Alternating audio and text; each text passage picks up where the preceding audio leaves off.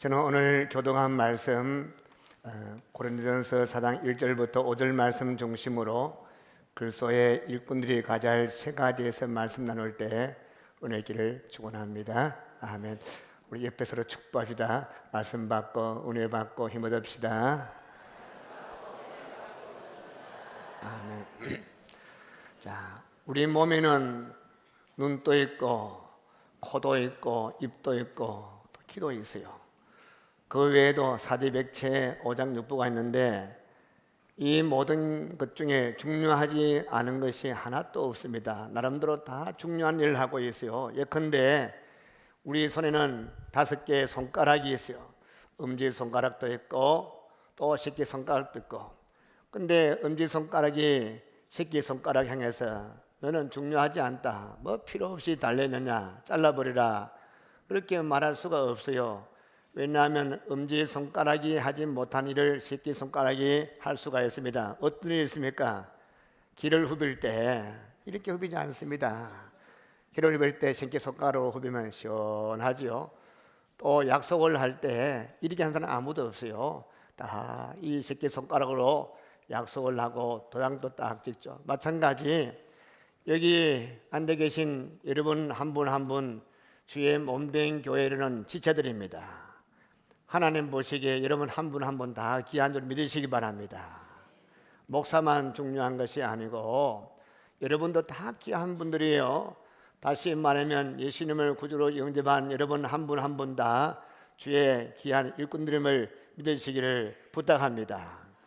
참으로 하나님의 나라와 주의 몸된 교회를 위해서 열심히 봉사해서 열매 맺어야 할 분은 목사님만 아니고 저를 위시해서 여러분 한 분 한 분 모두임을 저는 믿습니다.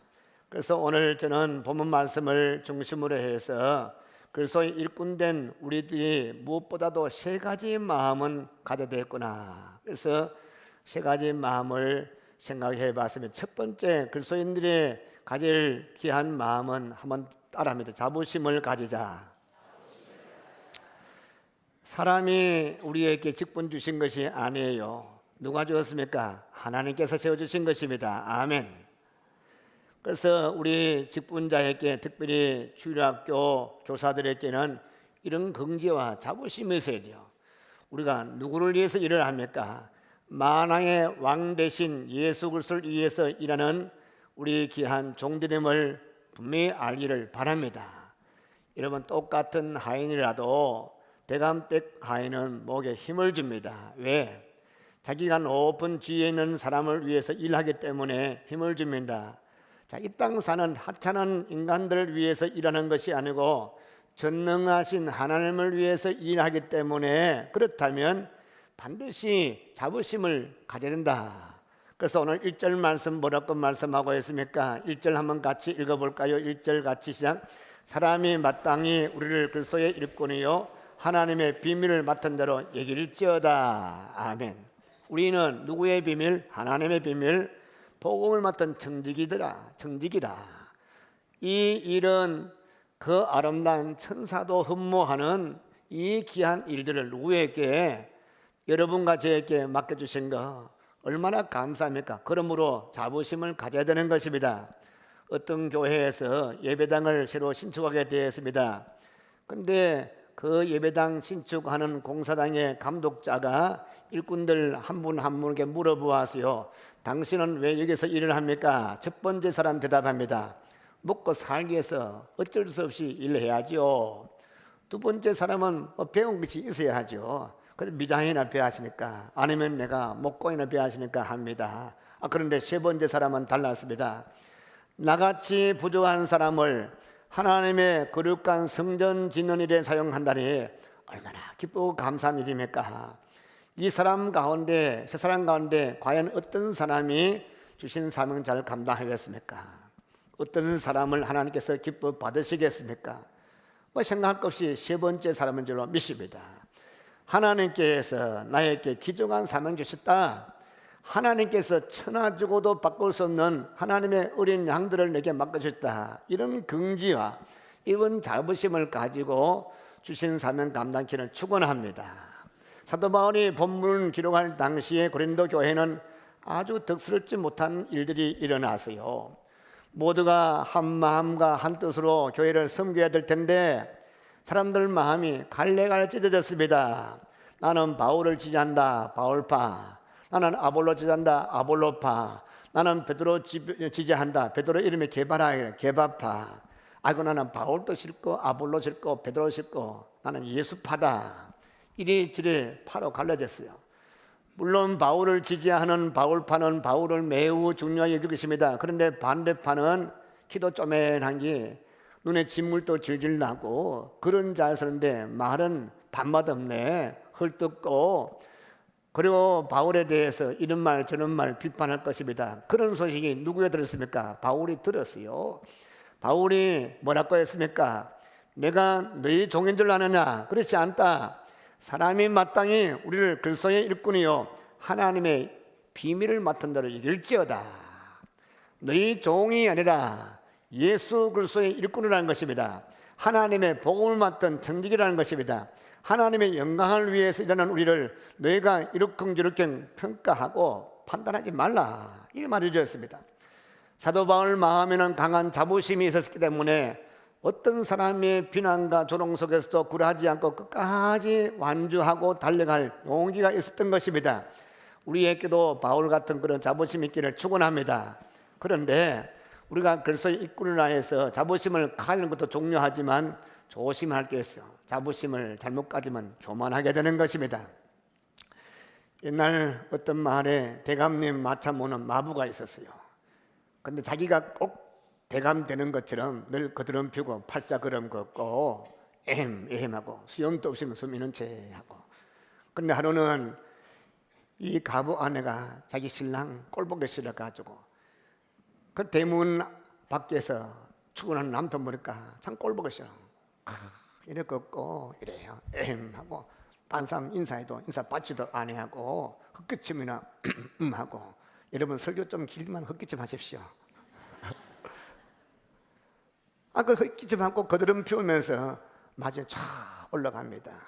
그날 저녁에 마부 아내가 울면서 남편에게 말합니다. 당신 같은 사람 못 살겠다. 난 당신하고 헤어져서 이혼하고 친정 가서 살겠다. 그러니까 그 남편님이 얼마나 놀랐겠어요. 아는 밤중에 홍두깨 맞은 격이죠. 그래서 무슨 일이나 물어보았더니 마부의 아내는 정색하면서 남편에게 말합니다. 우리가 모시고 계시는 대감마님 보십시오. 천하를 움직이는 권세를 가지고 계신 분이지만 마차에 올라갈 때 옷깃을 쫙 여미고 겸허한 자세로 올라타는데 당신은 일개 마부에 지나지 않은 사람이 마침 대감되는 것처럼 거드름 피우고 다녔습니다. 그러니 당신 같은 사람에게 장래가 없기 때문에 못 살겠어요. 그 소리 듣고 이 마부 깨닫는 것이 있습니다. 그 다음 날부터 겸손해졌어요. 신중하고 조심스럽게 행동을 하기 시작했습니다.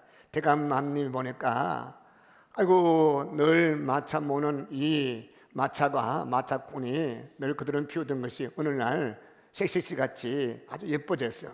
왜 됐노 물어보니까 이런저런 자초적 얘기를 다 듣고 나니 대감님이 감동했습니다. 그래서 더 좋은 자리에, 더 높은 자리에 기용해 준 것입니다. 여러분 교만하면 끄집어 내려옵니다.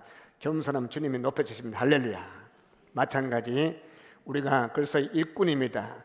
그래서 우리가 그리스도의 일꾼으로서 겸손한 마음으로 주님 위해서 일할 때 누가 보십니까? 주님이 보십니다. 주님이 보시고 기이 여기십니다. 주께 보시고 높여주시고 더 귀한 일에 쓸 줄 믿으시기 바랍니다. 주님의 영광을 위해서라면 나는 천대받아도 좋다. 주님이 높아진다면 나는 낮아도 좋다. 이런 마음 갖고 주의 영광을 위해서 일하는 겸비한 일꾼 되기를 축원합니다. 그 다음에 자부심과 함께 그래서 일꾼은 충성심을 가져야 돼요. 2절 말씀 뭐라고 기록되어 있죠? 2절도 한번 같이 읽어볼까요? 같이 시작. 그리고 맡은 자들에게 구할 것은 충성이라. 한 달란트 받은 일꾼처럼 되지 말라는 것입니다. 2달란트 받은 일꾼처럼 5달란트 받은 일꾼처럼 주님을 위해서 열심히 충성하는 자가 그런 모습이 드러나는 것입니다. 참된 일꾼들은 다른 사람 일에 이러쿵저러쿵 간섭하지 않아요. 그저 하나님께서 내게 맡긴 일에만 충성을 다하는 거죠. 옛날에 어떤 성인이 이런 말을 했습니다. 나라가 평안하고 잘 되기 위해서 군군신신 부부자자라. 무슨 뜻인지 알아요? 군군신신 부부자자. 임금은 임금 노릇 잘하고, 신하는 신하 노릇 잘하고, 남편은 남편 노릇 잘하고, 아들은 아들의 노릇 잘할 때 나라가 평안하고 든든히 서간다. 하나님의 일도 마찬가지. 목사는 목사 일 잘하고, 성도들은 성도 일 잘하고, 재직은 재직 일 잘하고, 교사는 교사 일 잘하고, 성가들은 성가들 일 잘할 때 교회가 부흥이 되는 것입니다. 내 거는 못하면서 잘했니 뭐했니 이러쿵저러쿵 비판하고 간섭할 필요가 없다. 자기에게 주어진 일에 충성을 다할 때에 누가 보십니까? 하나님이 보시고 잘했다, 참 아름답다, 내가 참 마음이 기쁘다, 더 귀한 삶을 주실 줄로 믿습니다. 아울러 우리가 한 가지 더 기여할 것이 있습니다. 작은 일에 충성해야 된다는 사실. 언제나 하나님께서는 우리에게 일 맡길 때 큰 일부터 맡긴 적이 없어요. 하나님께서 일 맡길 때는 늘 작은 일부터 맡기시는 것입니다. 예수님께서 뭐라고 말씀했습니까? 작은 일에 충성하는 자가 큰 일도 충성하느니라. 자기에게 주어진 작은 일에 충성하는 자에게 더 큰 일 맡기신다. 한 번은 하나님께서 사무엘을 부르셔서 말씀했습니다. 사무엘아, 너는 기름불에 기름을 꽉 채워가지고 베들레헴으로 내려가라. 거기서 이세 집에 가서 이세 아들들 가운데 한 사람을 세워서 기름을 붓고 그를 이스라엘 왕으로 삼아라. 이 사무엘이 기름불에 기름을 꽉 채워가지고 베들레헴으로 내려갔습니다. 이세 집에서는 선지자 사무엘을 맞이하기 위해서 큰 잔치를 벌였습니다. 그 소식을 누가 들었느냐? 이세 아들들, 들판에는 아들들, 들판에 양을 치는 아들들이 전달받게 되어서 이세 아들들은 이세의 아들 가운데 왕을 하나 세운다. 그 소식 듣고 양을 팽개치고 지파에도 팽개치고 옷도 다 벗어 제끼고 집에 막 달려가서 첫 번째 아들도 둘째도 셋째도 넷째 다섯째 일곱째 아들까지 막 달려가서 집에 있는 옷 막 꺼내가지고 제일 좋은 거 입어보고 그렇게 폼 딱 잡고 분주한 마음으로 선지자 사무엘 앞에 섰습니다. 그런데 하나님께서 사무엘에게 뭐라고 말씀했습니까? 사무엘아, 외모로 사람 바라보지 말아라. 사람은 외모를 보지만 나 여호와는 중심을 보느니라. 중심이란 뜻이 무슨 뜻인지 아시죠? 가운데 중자에 마음 심자. 가운데 중자에 마음 심자 합하면 무슨 자가 되죠? 충성 충자가 되는 것입니다. 자기가 맡은 일에 충성하는 것을 하나님이 기뻐 보신다는 것이에요.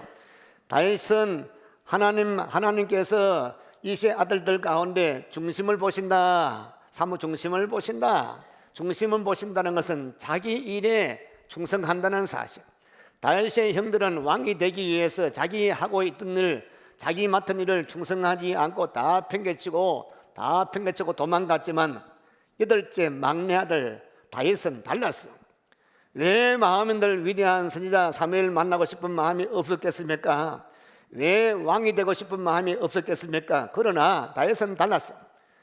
사무엘도 보고 싶고 왕도 되고 싶지만 그러나 돌아보니까 이 양들 다 버려가면 누가 챙기러? 내라도 챙겨야지. 그저 양들 이래 먹이고 이래 끌고 다니면서 충성했더니 누가 봤습니까? 하나님 보시고 하나님이 첫째도 패스, 둘째도 패스, 지나가라. 아니다. 여섯째도 패스, 일곱째 패스, 다 하나님께서 아니라 했어. 이 집에 사무엘이 물었어요. 아들 또 없나? 있기는 하나 있는데 그좀 아들 또 안 같은 거 하나 있습니다. 아버지도 아들을 참으로 이 H2O로 봤어요. H2O라는 것은 물이라는 것을 물로 봤어요. 그런데 하나님은 그를 H2O, SO4가 아니고 하나님께서 그를 금같이 기입하셔서 할렐루야. 데리고 오너라. 오니까 형들은 옷 갈아입고 폼 딱 잡는데 양치는 옷 그대로니까 양똥도 묻고 소똥도 묻고 머리도 샴푸 발라가도 머리 감지도 않고 뭐 꾀죄죄한데, 근데 하나님께서 기름 부으라, 그의 머리에 기름 부어서 이스라엘에 대한 왕을 삼으실 줄 자명합니다. 여러분 기억하세요. 먼저 작은 일에 충성의 일을 축원합니다. 교사는 교사의 일, 성가대는 성가대의 일, 목사는 목사의 일, 장로님은 장로님의 일, 권사님은 권사님의 일, 집사는 집사님의 일을 자기 맡은 일 충성할 때에 주님께서 다 아시는 것입니다. 하나님께 충성, 이분으로만 해서 안 됩니다. 온몸을 다해서 충성할 때에 하나님께 그 모습 보시고 잘했다, 너 저런 거 충성했구나, 더 큰 것도 맡아라, 주께서 또 기용하시고 또 세우기를 축원합니다. 마지막 세 번째, 그리스도의 일꾼들에게는 자부심과 충성심과 함께 조심이 있어야 돼요. 우리가 누구를 위해서 일합니까? 사람에게 잘 보이기 위해서 하는 것이 아니에요. 내 명예를 위해서, 내 마음의 만족을 위해 하는 것이 아니에요. 오직 하나님의 영광을 위해서 주님의 일을 하는 것이 우리 성도 아닙니까? 그래서 3절 뭐라고 말씀했어요? 우리 3절 한번 같이 읽어볼까요? 3절 같이 시작. 너희에게나 다른 사람에게나 판단받는 것이 내게는 매우 작은 일이라 나도 나를 판단하지 아니하노니. 우리가 조심해야 할 것이 바로 3절에 기록되어 있어요. 다른 사람의 이목을 너무 지나치게 간직하지 말라는 거요. 교인들 보면 어떻게 하노? 교인 목사님이 어떻게 보실까? 장로님이 어떻게 평가할까? 우리 성도님들이 어떻게 나를 보실까? 그렇게 다른 사람 이목에 너무 민감하지 말라는 거예요. 사람의 판단은 늘 잘못될 수가 있어요. 편견을 가지고 바라볼 수가 있어요. 외모를 바라보기 때문에 사람 판정은 정확하지 않습니다. 옛날부터 내려오는 민담 가운데 이런 얘기가 있습니다. 세종대왕님 때 맹사성이라는 유명한 정성이 한 분 계셨어요. 이분은 자의정도 하고 우의정도 다 거친 훌륭한 재상이었어요. 또 이분은 청렴결백하기로 유명한 재상이었어요.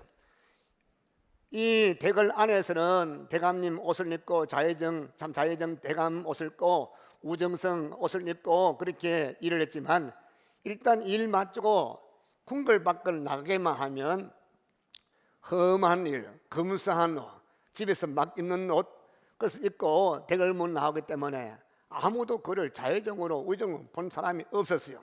하루는 이 맹사성 대감님이 시골에서 승모를 하고 돌아오다가 갑자기 소낙비를 맞았어요. 그래서 비를 피해서 주막집에 들어갔습니다. 그런데 주막집에 들어가니까 마침 저 경상도 안동지방에서 벼슬을 하기 위해서 한양으로 올라오고 있던 선비 한 사람 만나게 되었어요. 그 사람의 집안은 제도가 당당한 집안 사람입니다. 이 선비가 이제 한양 올라가서 또 제벌 올라가서 벼슬 하나 하기 위해서 올라가는 길에 비가 오니까 이 주막집에 들어가서 큰 안방을 혼자 떠 누워가 있습니다. 그래서 맹사성이 그 방에 들어갈 수가 있어야죠. 어쩔 수 없이 주막집 처만 밑에서 비를 펴 쪼그리고 앉아 있습니다. 1시간 또 오고 비가 2시간 또 오니까 안방에 뭐 누워 있으니까 지루하니까 밖에 보니까 그저 깨재재한 사람이 밖에 비를 피우고 요래 앉아 있는 거였죠. 그래서 심심하니까 우리 비 피하면서 바둑이나 한 수 둡시다. 그래서 밖에 있는 맹사성 대감은 좀 모르고 그냥 안으로 불러 앉혔습니다. 바둑판을 앞에 놓고 서로 대자하게 되었어요. 근데 서로 신분을 알 수가 없으니까 참 말하기가 곤란합니다. 그래서 맹사성이 이런 제안을 했습니다. 우리가 질문할 때는 공으로 매점하고 대답할 때는 당으로 근접합시다. 먼저 맹정성이 물읍니다. 어디로 가는 길인 공? 선비가 대답합니다. 한양으로 간당. 이런 식으로 주고받고 대안하다. 무엇하러 가는 공? 벼슬 하러 간당. 무슨 벼슬인 공? 무슨 벼슬이당. 맹정성이 가만히 듣다가 내가 좀 힘을 써줄 공. 그랬더니 이 선비가 참 의의가 없다는 듯이 당신 같은 좋은 사람은 생각도 못할 일이당. 왜? 외모로 사람 판단했기 때문에, 그러면서 얘기가 이제 중단돼서 나중에 선비가 한양에 올라가서 자기 원대로 먹었던 벼슬 하나 얻게 되었습니다. 벼슬 얻으면 신고를 하게 되었어요. 그래서 영의정, 자의정, 우의정, 삼정성, 육조 판서 앞에 가서 신고합니다. 신고해야 됩니다. 그런데 신고하러 가면 쩔쩔매고 있습니다. 맹정성이 그 사람을 먼저 알아보아서, 그래서 가까이 가서 이렇게 말했습니다. 어떻게 된 일인공? 귀에 참 익은 소리였어요. 그래서 고개를 들고 보니 며칠 전에 만났던 좋은 사람, 바로 그 사람이 좌회전했습니다. 얼마나 놀랐겠습니까? 겨우겨우 기어들어가는 목소리로 죽을 지어당. 이 민담은 우리께 무엇을 말하고 있습니까? 사람을 외모로 판단하지 마라. 사람은 언제나 외모를 보고 사람 판단하기 때문에 잘못될 수가 있어. 자의적 높은 대감님을 그래 촌놈으로 생각하십니까? 우리가 하나님의 일을 할 때 지나치게 다른 사람 판단에 길을 기를 필요가 없다, 그런 말씀. 이 시간 우리 자신을 돌아보는 시간 되기를 축원합니다. 그동안 우리 마음의 초점이 주님께로 맞춰야 되고 주님께 평가를 받아야 되는데 자꾸 사람 쳐다보고 다른 사람이 무슨 말을 하는가 신경 쓸 때가 얼마나 많았습니까? 조금만 칭찬하지만 우쭐대고 조금만 섭섭한 소리 들어도 마음 상해서 잠 못 자고, 이제는 다른 사람을 칭찬하거나 이렇게 섭섭만 하거나, 그런데 너무 왔다 갔다 하지 말고 하나님 앞에서 했는데 뭐 주님께서 기뻐하시면 됐지, 주 앞에 하기를 축원합니다. 그래서 3절 하반절 말씀 보니 이런 말씀이 기록되어 있지 않습니까? 3절 하반절 뭐라 했습니까? 참으로 내게는 나도 나를 판단하지 아니하노니. 4절 말씀 같이 읽어볼까요? 시작. 내가 자책할 아무것도 깨닫지 못하나 이로 말미암아 어렵다함을 얻지 못하노라.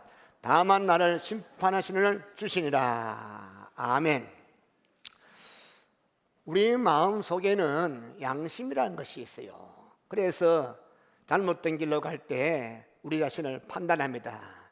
그리고 중요한 것은 우리 양심도 잘못될 수가 있습니다. 여러분, 양심의 판단이라고 제가 한 것이 아니에요. 예수님이 십자가 못 박아 죽였을 때 그때 종교인들 무슨 양심의 가책이 있었겠습니까? 어떻게 생각하면 오히려 잘 죽었다. 또 사울이 스데반을 돌로 쳐 죽일 때 두목에 떼 가지고 양심의 가책이 있었겠습니까? 죽을 사람은 잘 죽었다. 우리 양심도 비뚤어질 수가 있어. 왜곡될 수 있다는 것을 늘 기억해야 되는 것입니다. 어떤 사람을 보면 이런 소리 잘합니다. 나는 양심에 그럴 것이 하나도 없어. 이 사람은 한 가지만 알고 다른 것은 모르는 사람. 우리의 양심도 잘못될 수 있다는 것을 인정해야 되는 것입니다. 그래서 4절 하반절에서 다만 나를 판단하시면 누구라 했습니까? 주님이십니다. 우리는 누구의 일꾼입니까? 예수 그리스도의 일꾼입니다. 누가 다른 하인들이 다른 하인 보고 이러쿵저러쿵 간섭하면 안 돼요. 가라 오라 잘했다 뭐했다는 주인만이 하는 거예요. 우리는 주의 종들인 것입니다. 주님께서 어떻게 판단하실까, 이런 심정으로 일하기를 축원합니다. 늘 나는 하나님 앞에 서 있다. 신전의식, 즉 코람데오의 의식, 나를 판단하실 분은 오직 한 분 예수님밖에 없다. 이것을 늘 기억하면서 일할 때는 참으로 실수와 잘못이 없을 줄로 믿습니다. 말씀 맺겠습니다. 우리는 누구 일꾼, 그리스도의 일꾼으로서 가져야 할 세 가지 마음 생각해봐요. 자부심과 충성심과 조심이 있을 것입니다. 이 세 가지 마음을 가지고 부지런히 주님 위해서 일할 때 약속된 약속이 있습니다. 오늘 본문 제일 마지막에 보시오. 뭐라 했습니까? 제일 마지막에 우리 주님께서 5절 말씀 뭐라고 약속했습니까? 5절 한번 읽고 마칠까요? 5절 같이 시작. 그러므로 때가 이르기 전 곧 주께서 오시기까지 아무것도 판단하지 말라. 그가 어둠에 감춘 것을 드러내고 마음의 뜻을 나타내시리니 그때 각 사람에게 하나님으로부터 칭찬이 있으리라. 아멘.